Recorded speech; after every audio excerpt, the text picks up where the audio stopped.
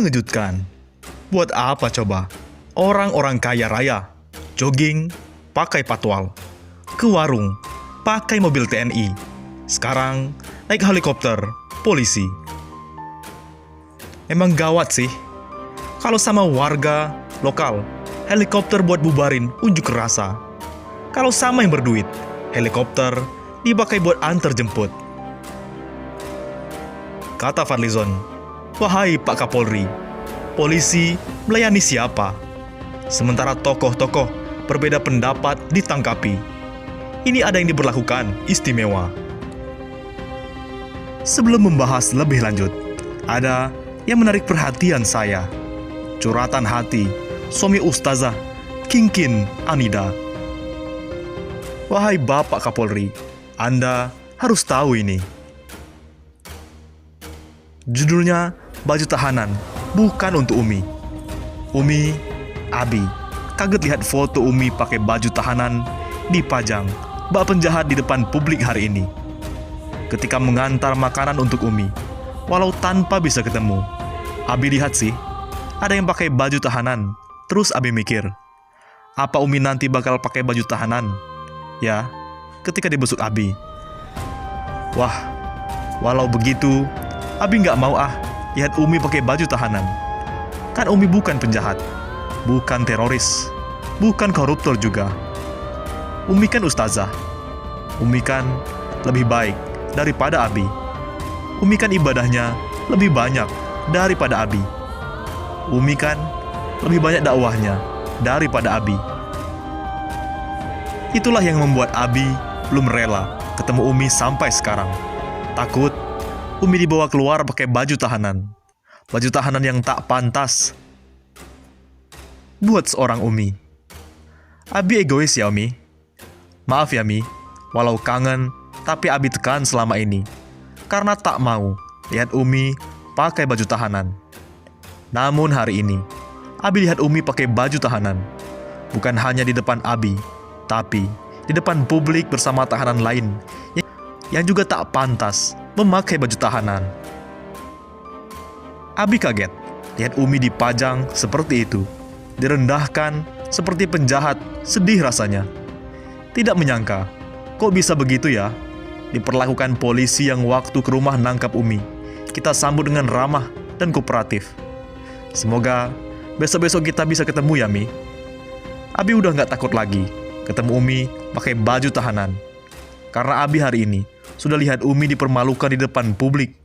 Tapi Umi tetap tabah. Abi yakin di balik masker Umi tetap berzikir, meminta kekuatan dari Allah Subhanahu wa Ta'ala, seperti yang biasa Umi lakukan kalau kita sedang bersama.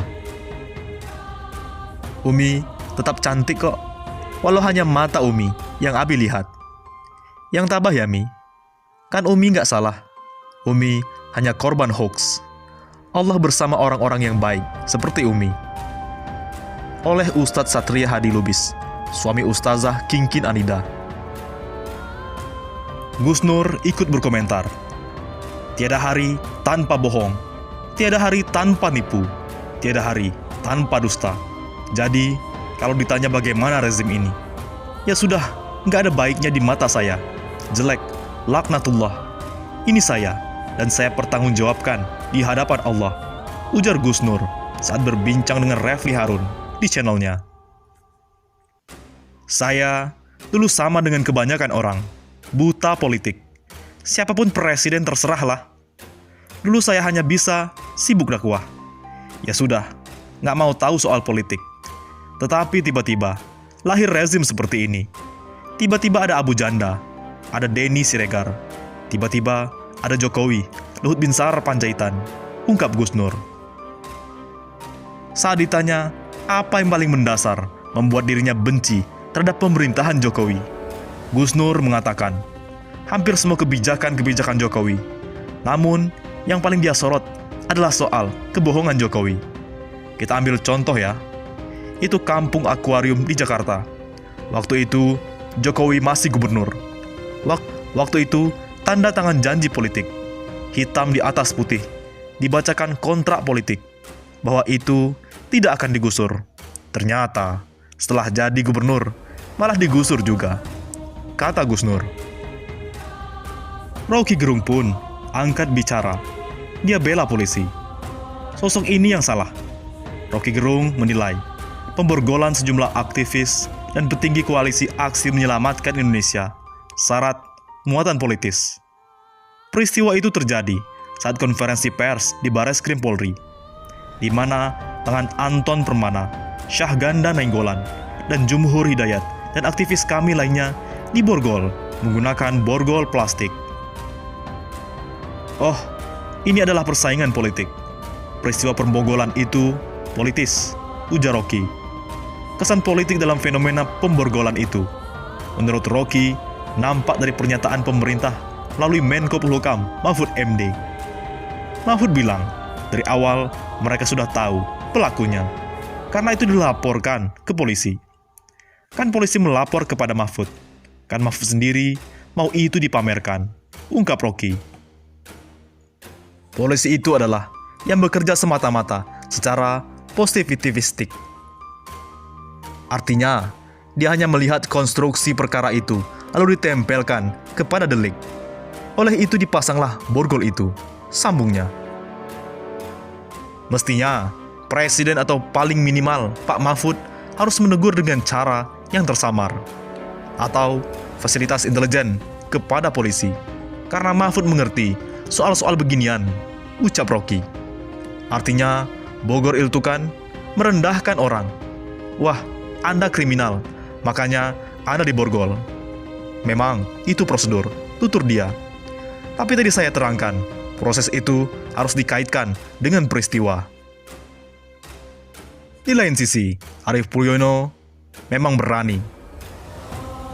Tak takut ditangkap polisi, sampai berani bilang, curiga, orang dekat Jokowi beri perintah penangkapan.